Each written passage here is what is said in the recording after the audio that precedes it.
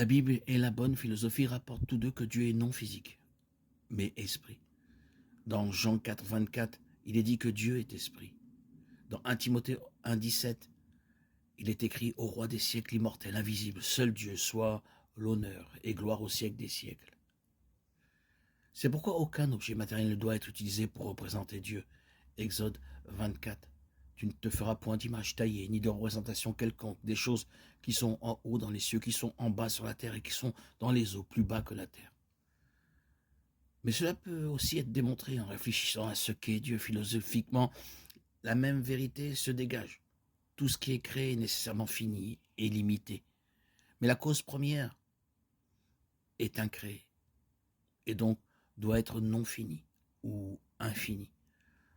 Ce qui est au-delà du fini doit, par définition, être infini. Et la Bible déclare que Dieu est au-delà de la création.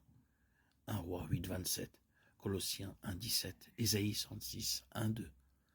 Ce qui est physique ne peut pas être infini, car on ne peut pas additionner des parties finies jusqu'à ce qu'elles atteignent l'infini. Par conséquent, Dieu est esprit, par opposition au physique, matériel, dans son être. Cela ne signifie pas qu'il ne peut pas localiser une apparence physique. Dieu n'est pas composé de matière ni d'aucune autre substance imaginable. Il ne peut pas non plus être mesuré, n'est pas spatial, il n'a pas de véritable localisation. La présence est un concept différent de ce que l'on perçoit dans notre monde matériel et physique.